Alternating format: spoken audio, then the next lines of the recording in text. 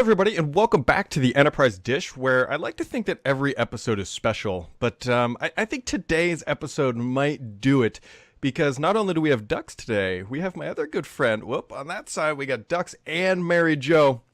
I believe the word on the street here, Mary Jo, is that you were baited in with alcohol and tater tots. Can you confirm or deny these rumors? I will confirm the rumors. Yeah. I'm easily bought. Yeah, I have to catch up with Mary Jo on all the latest brews and microbrews that she's sharing, you know. Apparently there's a big revolution going on in New York City with microbreweries. There is. There's a lot of good stuff going on, especially in the enterprise world. Nice to swing. Nice segue. Look at that. Look at that. Look at that pendulum swinging right back. Although only because I know if I start talking about tater tots, my lunch here in about 2 hours is going to involve them. But just to kick things off here at the top of the show, Dux, you were at Inspire last week. Mary Jo and I, unfortunately, our invites got lost in the mail and then tossed in the shredding bin because we were no longer invited.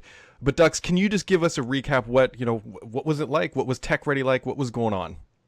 Sure. So this year was a little bit different. I guess that's why you guys weren't there. But they combined Inspire and Microsoft Ready. So Inspire is the big partner conference that Microsoft would have every year. And then they combined their internal sales kickoff, which is Microsoft Ready. So they did have joint events. So for example, Wednesday's Corner with Satya Nadella brought in Microsoft folks and partners. And then obviously the big show with Bruno Mars with about 40,000 people in 110-degree weather. Go figure that out. But overall, I think it was a phenomenal event. And it was the message around the growth of the cloud, as we saw with the earnings, and Microsoft's continued push and innovation around driving more of the advanced workloads, hence the intelligent cloud, intelligent edge push. And Dux, there's been a video floating around. Uh-oh. No surprise. If you know Dux, Dux is not one to be shy by any accounts. But Dux, can you explain to me why you were dancing and singing on a stage? Yeah, so listen. Actually, I sang twice. Sorry for the incorrect fact there twice. That's right. I got to be clear. I think the video pertaining to was a session I did. I did a presentation on how to be a rock star public speaker.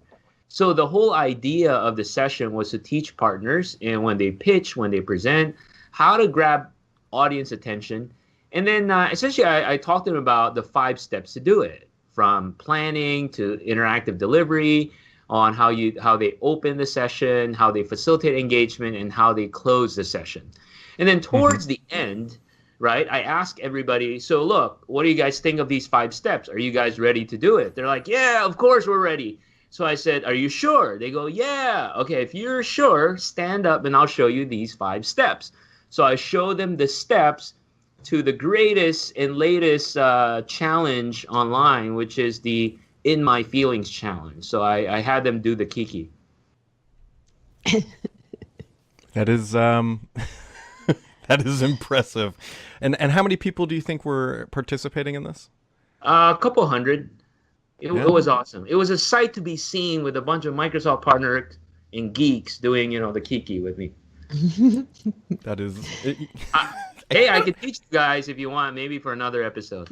Maybe another time. Or not Inspire, Ignite. Ignite. Oh, yeah. Absolutely. We'll do it, Ignite. We can up that from a couple hundred to maybe a couple thousand. Although I suspect that we will probably need more tater tots and alcohol to get Paul and Mary Jo, but we will make it happen. Hey, people would pay for that, right? There we go. New business ideas springing up here right on the Enterprise Dish. But moving on here. So you guys are probably all aware, but there was a pretty big announcement yesterday. Mary Jo, you did a wonderful job covering it because my water heater decided to explode all over my basement. I saw that. Yeah. Yikes. All good. No major damage, just more of a pain in the butt of replacing it. But during me standing in water and dragging hot buckets of water to the sink, Microsoft basically launched all of their kind of Office Suite 2019. Is that correct? Well, I think that was the plan, was to launch them all at once and be like, ta-da, here's the Office Server previews. But what actually happened was the Exchange Server and Skype for Business Server previews launched, and the SharePoint one didn't until several hours later. And then Project Server, I don't think, is still out yet. So it's a little more staggered than perhaps they would like to have had happen. So would you call this the classic Microsoft launch then, where things didn't exactly go to plan, but you know what? Here we are. Well, I don't know if you guys noticed a few weeks ago when they announced the free Teams. Yeah. It came out and then it didn't come out and then it came out again. Right. Yep. Same thing. Yeah, there was there's definitely a lot going on, but to unpack some of this, so let's just kind of get this out of the way. If you guys had to guess, just throwing random dates out there with no insider information, when did you guys think this is going to launch? October. Yep. Yeah, pretty much. I mean, you can look at past trend, right? Ignite is a big milestone for Microsoft, Right. So it should be very close to around the Ignite timeframe. Yeah. Yeah, so there's a lot of good stuff here in Dux. I'm going to be curious. We can just kind of walk through some of them. Like I said, Mary Jo did a great write-up. You can check that out at allaboutmicrosoft.com, which should always be on your bookmarks. But Exchange Server 2019, Ms. Foley, correct me if I'm wrong, we said this is adding updated search that is powered by Bing and updating calendar features, including Do Not Forward and simplified calendar sharing. Does that sound about right? It does. Yep. That is. So, like all of these servers, the goal is to bring to people who are using on-premises versions of the product some, but not all of the features that are in the cloud versions. So, these guys on Exchange haven't had an update for 3 years, basically, since 2016, 2 years, really. So they're going to start seeing features that already have been showing up to those who use Office 365. So a lot of people are like, wait, they already have this. But if you're using on-prem, you don't already have these things. Dux, here's a question for you. Do you, and obviously you're not going to know exact numbers here, but do you have a size or a feel for how many people are still running Exchange Server? I think personally, there's a lot, and I know it's kind of broad, but I can think of the enterprise world, for example, especially folks in the highly regulated industries, government, healthcare, financial services.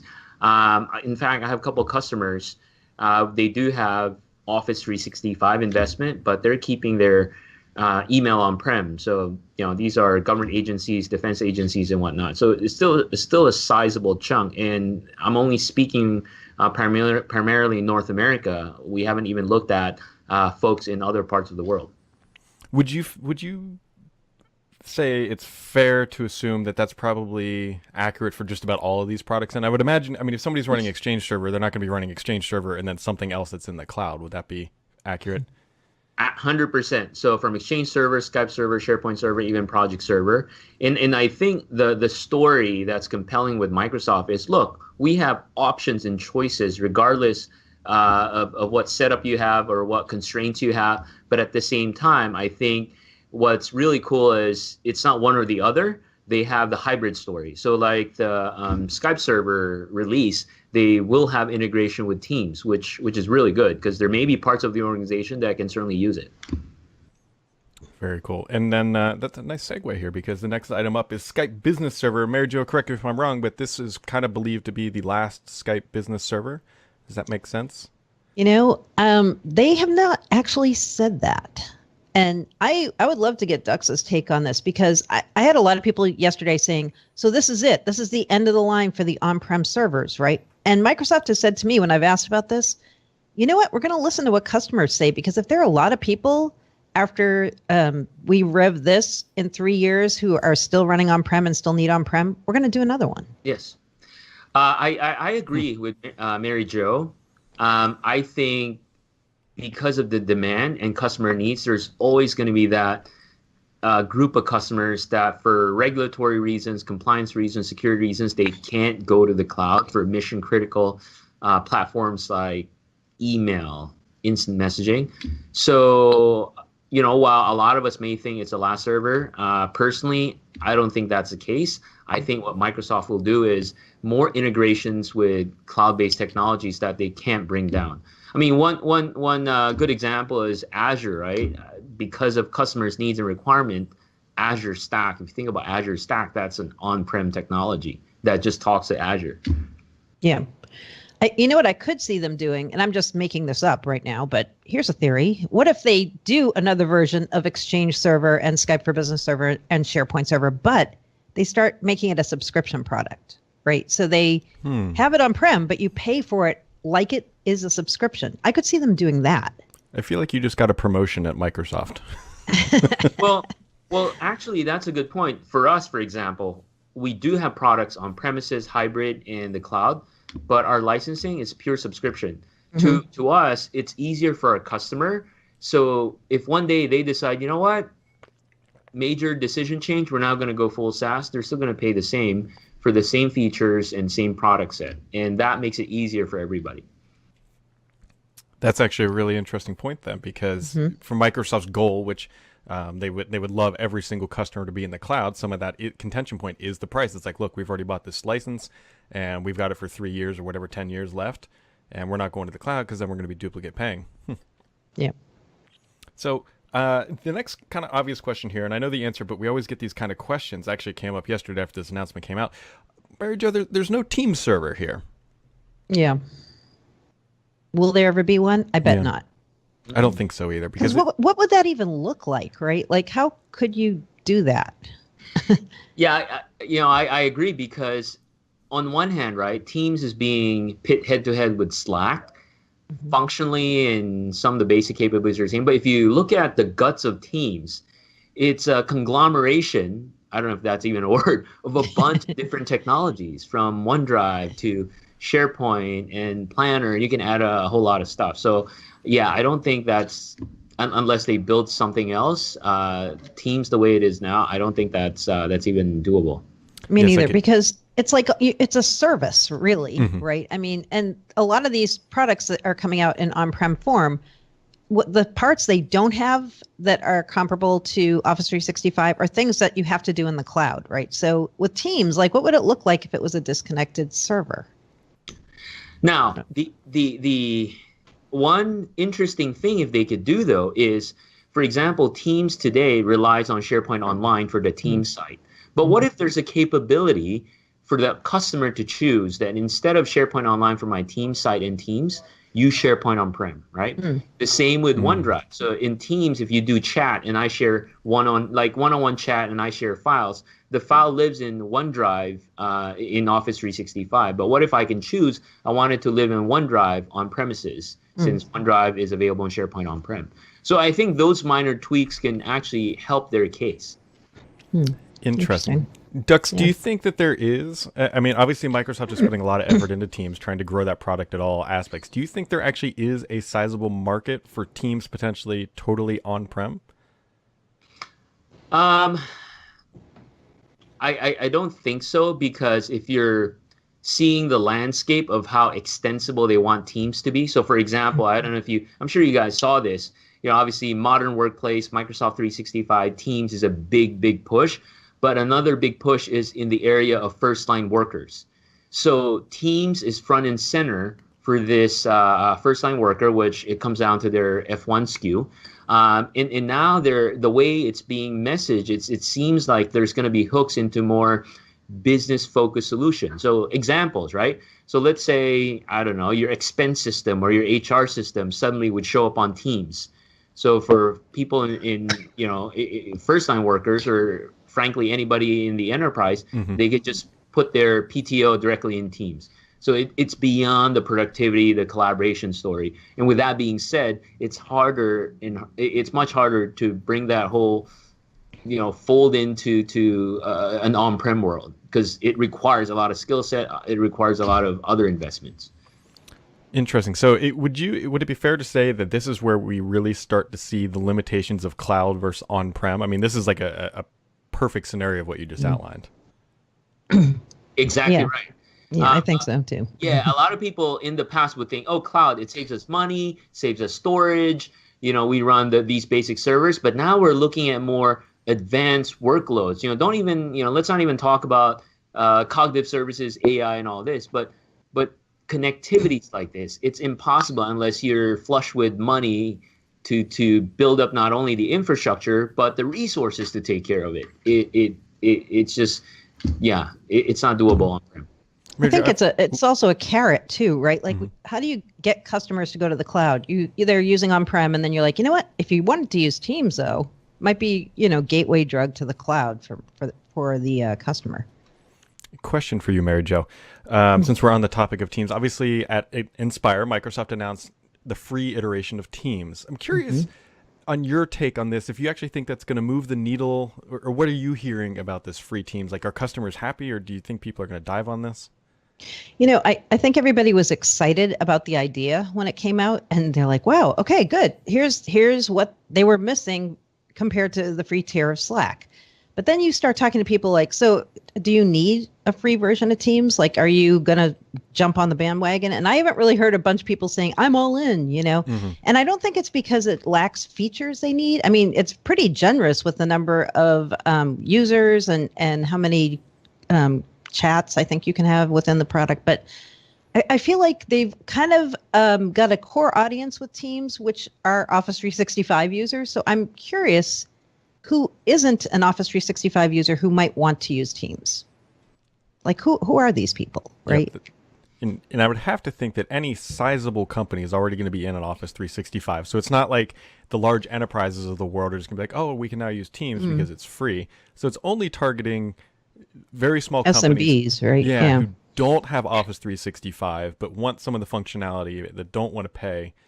And it just kind of, it's like a real, I'm happy they did it, don't get me wrong. I think it was the smart and correct move by all means. But it just feels like it's out there, it's now, it's done. But I don't see this moving the needle. Like next month, there's going to be 300,000 companies using this thing. Yeah, for me, I think there's two general target audience. One is, like you said, is for those SMBs or smaller companies that's all in G Suite or Google, the free ones, right? So there's that. And then the second, in a weird way, is the reverse shadow IT. There's still pockets of large organizations there that's not all in Microsoft. I can think of a couple organizations. But then now you may have, small business units or even small IT shops jumping on this free Teams, and then, suddenly it goes viral within the organization. And now they realize, oh, man, we need Office 365, right? So it's kind of like the reverse shadow IT story where Microsoft is the shadow IT tool people are using.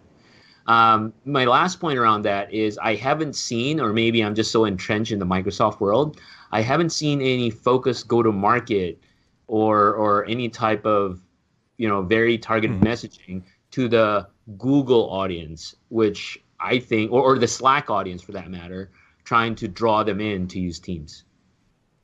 Yeah, it'll be interesting. I mean, it'll be just one of those things that we can just watch and see how it matures and see what. If you are out there using the free iteration of Teams, I'd actually honestly love to know your feedback, and please don't hesitate to reach out because I'd just be curious about the usage case scenario there. So, moving on here, Dux, to something I know that is probably very near and dear to your hair. Near and dear to your heart. My hair. Your hair. Your hair. I just keep looking at how dapper he is. I mean, look at him. I know. Look at that. Look, I'm in Washington, D.C., and I have a meeting with a customer today, so I got to act the part, right? Totally. That's the same thing. When I go golfing, I get dressed up in very nice golf clothes, and then I slice the ball very deep into the woods, but at least I look and act the part right before I totally bomb the scenario. But SharePoint Server 2019 coming out. What's your hot take here, Dux? SharePoint Server 2019. So I'm excited about it, obviously, and I think they're innovations where they brought a lot of the cloud features down on premises. So things like communication sites, hub sites, and more integrated story with hybrid scenarios. I mean, they did it already in 2016 where you can, have SharePoint Server 2016 on-prem, but bring in things like OneDrive, use groups, and stream and all that. And I think they're just expanding that story further. So to what Mary Jo mentioned earlier, right? To me, what you'll see in SharePoint Server 2019, if you've been using SharePoint Online, not a lot of new stuff, but for on-premises, people can enjoy the capabilities people have been using SharePoint Online. Very cool. And Mary Jo, I got to ask you this question. I can't even remember. I think on-prem would do this. We were both there at Build when Microsoft started talking about VR and AR in SharePoint. Do you have any opinions on the matter? SharePoint Spaces. SharePoint Spaces. I think it's weird. I think it's trying to find a more of a use case for HoloLens. Maybe someday if HoloLens doesn't look like this weird headset and it's actually more like Google Glass, it might be more interesting for people to put that on in a meeting or have it on in a meeting and do things, while you're in a conference room. Mm-hmm. But right now, I feel like it's kind of a solution in search of a problem. Do you agree or disagree there, Dux? I agree. So listen, I think it's a bold move. It's an innovative move for Microsoft, and I think a lot of their technologies would start that way. Will it hit critical mass today? No. There may be certain use cases. I know a company called Contoso who's all over it. I've heard they're really big into use of the HoloLens. And they're so perfect, right? Like all the pictures and videos looks like it's a perfect company to work for. But other than that, it's not going to hit critical mass. Or I haven't heard of a customer I spoke with saying, "Hey, when can I get them SharePoint Spaces?" So. Yeah, that sounds about par for the course. And then wrapping it up here on the backside of this major announcement from Microsoft yesterday, Project Server 2019 coming out for those of you who are using that task application. This will obviously be a pretty substantial update, actually, because of all the collaboration abilities that they're adding in with SharePoint.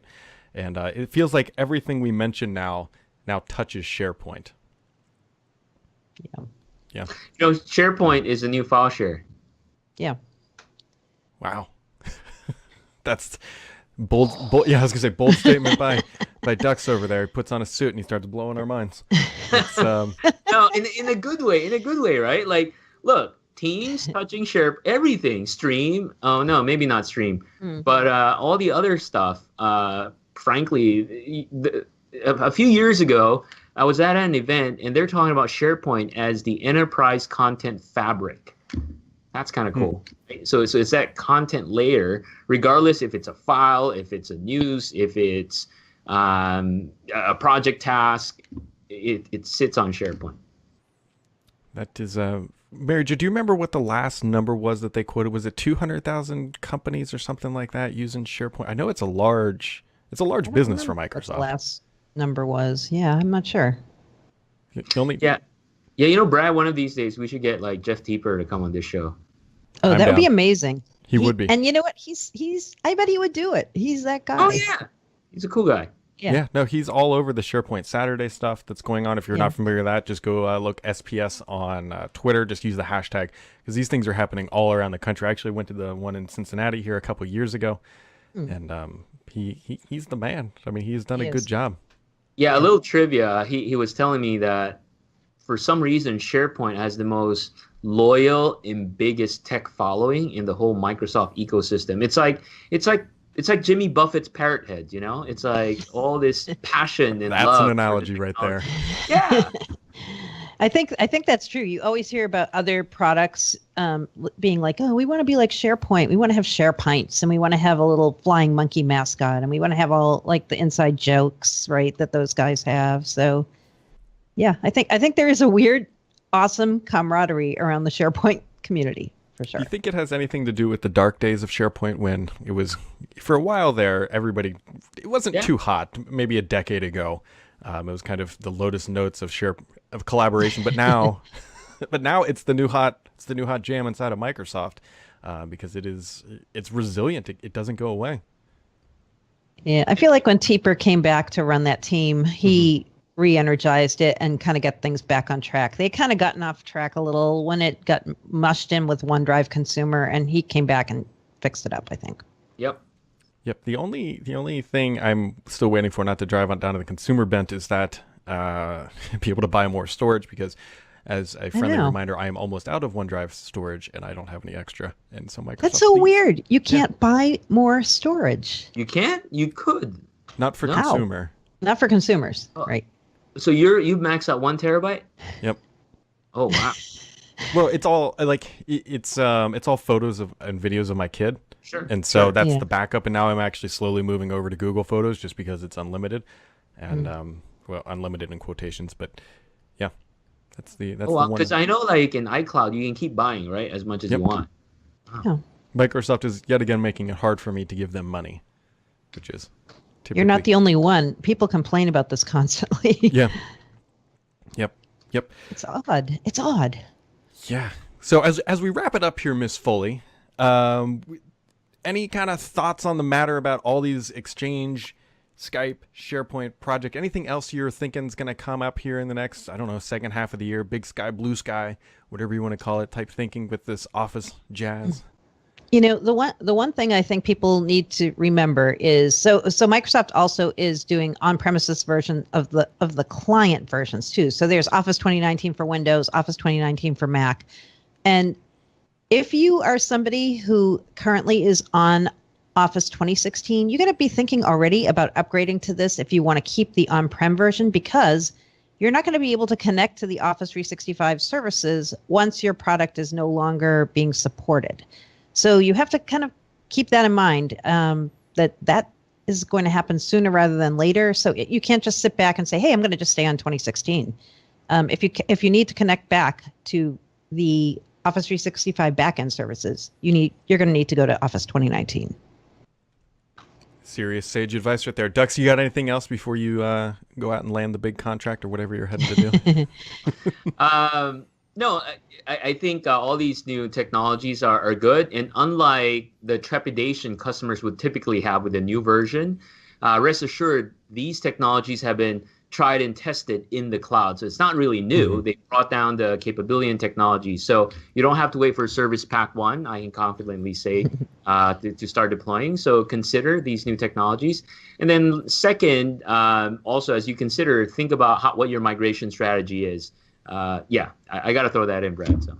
No, I mean, I think it's a very fair point. I mean, if you're not thinking about it today, you're probably going to start thinking about it too late. And nobody wants to be left behind, especially in this very competitive world that we live in.